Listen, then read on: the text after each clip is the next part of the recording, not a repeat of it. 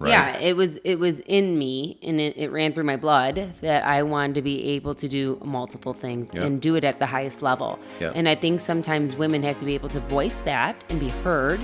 And if you are married, for your husband to hear that.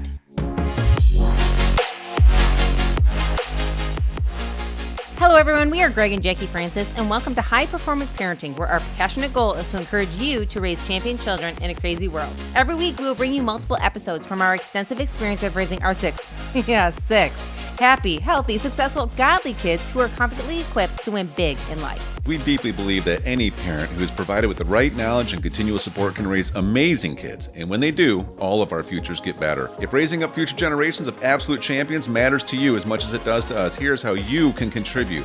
Like and share this podcast with everyone you know. And together, let's embrace this journey of raising champion kids in a crazy world. Okay, everybody, episode 25, we're going to continue this conversation about, when is the right time to have kids and having the discussion with your spouse and really navigating this out. I feel like the first episode of this that we did, there's so many conversation points that go in, you could probably listen to it and almost get overwhelmed if you're a, married couple with no kids. However, I would encourage you not to get overwhelmed. I'd encourage you to actually take some time to have some of these conversations. It's easier to have these conversations on the front end and get some alignment than it is once everything gets a little bit crazy once you have babies running around your house, right? Yeah, I couldn't agree more. I think that the best thing about having all these conversations and these questions is that you and your husband or you and your wife get to grow closer together. You get to know them even deeper because at this point you hadn't had little humans running around with you that, allowed you to just kind of float sometimes if you wanted to. Now you're responsible for, these kids and their future. Right. So there's a lot of pressure to it. And, I think one of the things is that, some people don't take the time to do all this kind of stuff. They don't prep ahead of time and it works out fine for them. You know what I mean? It truly does.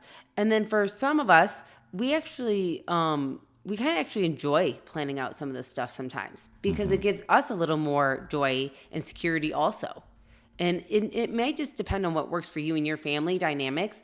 But for us, it brought us more peace being able to kind of go over it, review it, think about it, discuss it, so that there weren't a lot of big surprises. There's always surprises, you know what I mean? Yeah. But we were both kind of on the same page with it. So that's what the point of some of these questions are, is to start the conversation so that you guys can be on the same page so you can accomplish everything you want to in life and not have this feeling that you are angered at each other or resenting each other or that you're not in the same page with things. Well, I remember one of the things I learned from studying Tony Robbins at one point that really stuck with me is he said, when life conditions don't equal expectations, it's the ultimate formula for anxiety, right? And so many people, I think, just to your point, is because they don't get in alignment with what to expect as a couple, now there's opposite expectations from each one. And then when the life conditions don't line up with that, now it's just like anxiety city. And each person is trying to get the other person to line up later, kind of after the fact instead of before the fact. And so I don't think you need to 100% agree on everything because you don't even know everything, but you got to have some basic philosophies down, kind of like I had just mentioned a minute ago or the last episode where it was all about you and I getting like, these are God's kids, so we're gonna treat them as God's kids, not just as what I think I should do or what you think you should do. We're gonna keep going back to the source, and then we're gonna learn how to get good at what the biblical truths are behind it, right? Right. Yeah. So with that, I'm sure we have a few more questions that you could be asking, but I think ultimately what it came down to is we both wanted to hear from each other. What are you nervous about? Yeah. What are you nervous about, and what am I nervous about? Yeah. And can we work through that? Yeah.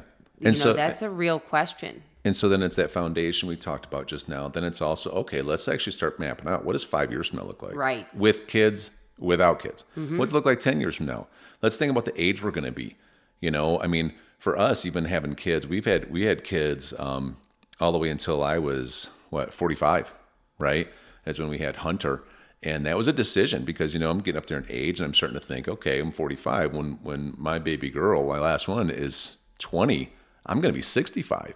And so you consider these kind of things because you're like, I want to make sure that I'm healthy and young and And, because we take care of ourselves, we felt okay about that. But everybody's got different plays, you know what I mean? And you have to think through what's going to make the most sense. Now, I will tell you this. I think that there is a couple, if I'm trying to think of what would a lot of married couples probably be afraid of when it comes to, will we have kids? Number one, I'm afraid it's going to change everything, right? And here's the reality. 100% it will. It 100% does. And if you think you're just going to be able to do the same thing you always did before you had kids, it changes you. And some of it is really, really great. I mean, yeah. Really what does great. It change? It changes your like everyday simple freedoms, I think. It does. And it changes your spare the moment choices that, you thought you could do before. It changes maybe a looseness in your schedule. Mm-hmm. Kind of do what you want to do. It changes where you have to think about like 24 hours a day that somebody is relying on you. Yeah. Especially those young years. I mean, 24 hours a day, there is somebody relying on you. And like you were saying, sometimes you could think, okay, well, this is scary. But the reality is what we discovered, even though we had all those same fears, once we had these little ones, it was an adjustment, no doubt about it. At first you're so used to just living a certain way, and all of a sudden that way went away, right? Mm-hmm. And so you just have to see it as you're entering a new season that's actually more full, but it's different. So you're going to have to be okay with letting go with components of your previous season in order to enter this new season well. Well, and to know that, it's a season that you're so excited to do once you get that chance to. Mm-hmm. And, that you want to do it well, and you want to do it at a level of excellence. And so with that comes realizing that you're going to prioritize things in a different way, whether it's your time, whether it's your money, whether it's, your daily choices. You're going to make choices now that are longer term thinking than ever before. And I think some of the fears too could be that, now you have these little eyeballs staring at you all the time. Sure. And with that too, you have a choice to step up to a new level. Mm-hmm. And if you're one of those people that love to perform at the highest level, I mean, the challenge of taking on parenting is one of those ones that are not the same as building a business. You know what I mean? Mm-hmm. It's not the same as going out there and doing other endeavors. It's really an emotional, it's an emotional building. Yeah. Because you're helping these little humans navigate through life. Yeah. I'll tell you this. Here's a couple things though that I think people probably can do wrong, and you can speak to some of these as well. I think some of the wrong decisions people make when it comes to deciding to have kids is that they'll just have kids out of fear of age or something like that. Do you know what I mean? And maybe they aren't ready, but it's like, oh man, the clock's ticking. So even though you and me, honey, we're an absolute mess and we're literally almost divorced, let's have a kid because I'm 32, right? Or, I'm terrified of this, but boy, oh boy, I know I've been terrified since 22, but now I'm 34 and I haven't really worked on myself at all yet, but because my clock's ticking, we better pop a baby out here pretty quick, right? You see that stuff kind of happen quite a bit. I think when's the right time, you're going to decide that. But like, as we said, I mean, it has a lot to do with, are you growing you? And even if you're not fully feel like you're ready, because I don't know if anybody's fully ready, but are you working on it? Are you working towards it? Or are you just going to not work on you and just invite another living being into the normal you grew up in?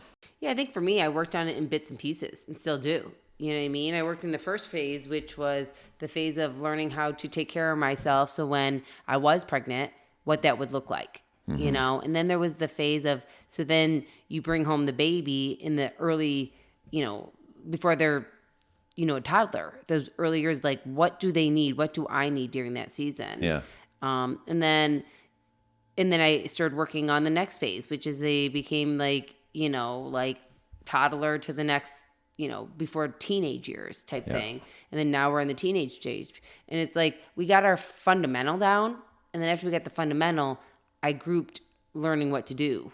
Yeah. And all that. Yeah. So yeah, those are some of the things, and definitely learning how to have a level of flexibility with each other. I think that's a big thing about at the beginning is understanding that both people are coming into this, never having done it maybe before, obviously, or even if you had, you hadn't done it with each other. And so to start this whole parenting journey, you got to be flexible with each other. You got to give each other that grace that you need, because we all do things wrong. For sure.